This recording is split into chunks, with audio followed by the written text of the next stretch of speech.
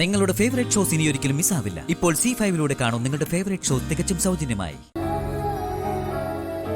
ഇവിടെ പൂജ നടത്തണമെന്ന് ഞാൻ പറഞ്ഞ അതാരും സമ്മതിക്കില്ല.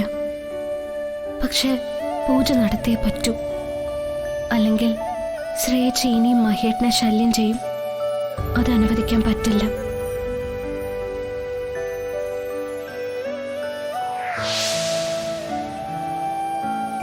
ഗംഗേ, ഗൗരി ചേച്ചി, ഗംഗ എന്തോ വലിയ ആലോചനയിലാണല്ലോ.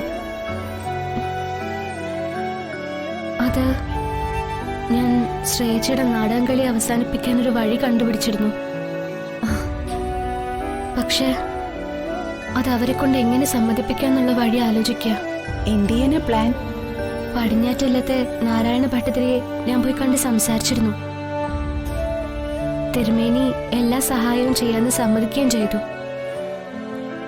ശ്രേയച്ചയുടെ ശരീരത്തിൽ നിന്ന് ആത്മാവിനെ മോചിപ്പിക്കാൻ ഒരു പൂജ നടത്തി ശ്രേയച്ചയുടെ കള്ളക്കളികൾ അവസാനിപ്പിക്കണം. പക്ഷേ അതിന് അവര് സമ്മതിക്കാതെ ആ പൂജ ഇവിടെ നടത്താൻ സാധിക്കില്ലല്ലോ. മഹിയേട്ടൻ പറഞ്ഞ അവര് സമ്മതിക്കും. പക്ഷേ മഹിയേട്ടോട് ഞാൻ പറയാന്ന് വിചാരിച്ച ഇപ്പോഴത്തെ മഹിയേട്ടന്റെ രീതികള് ഗൗരി ചേച്ചിക്ക് അറിയില്ലേ. എന്നോട് എന്തോ പിണക്കുള്ളതുപോലെ പെരുമാറുന്നത്. മാളുവിനെ കൊണ്ട് പറയിച്ചാലോ? മാളു പറഞ്ഞ മഹേട്ടൻ അനുസരിക്കും. അതിന്റെ കൂടെ ഞാനും പറയാം. എങ്കിൽ അങ്ങനെ ചെയ്തോ. ശരി ചേച്ചി. പിന്നെ അതിനു മുൻപ് ഗംഗ മഹേട്ടനോട് സംസാരിച്ച് നിങ്ങൾക്കിടയിലുള്ള പ്രശ്നം എന്താന്ന് മനസ്സിലാക്കണം. മഹേട്ടന്റെ മനസ്സിൽ എന്തോ കേറിക്കൂടിയിട്ടുണ്ട്.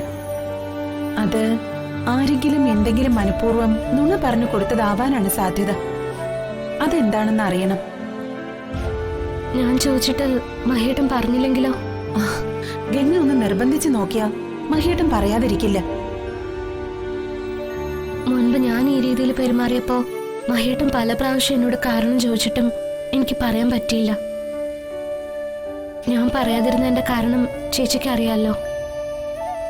എനിക്ക് അതിനുള്ള സാഹചര്യമോ അവസ്ഥയോ ഇല്ലായിരുന്നു.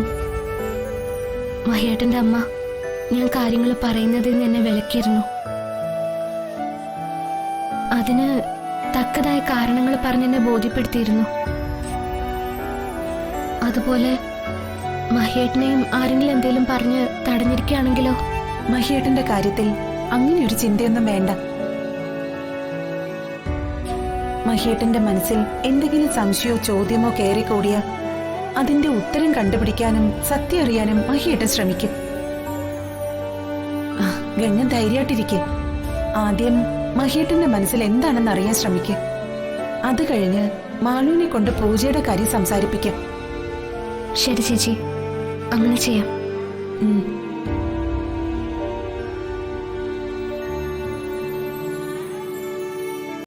ഡൗൺലോഡ് ചെയ്യൂ C5 ആപ്പ്. കാണൂ എല്ലാ എപ്പിസോഡുകളും സൗജന്യമായി.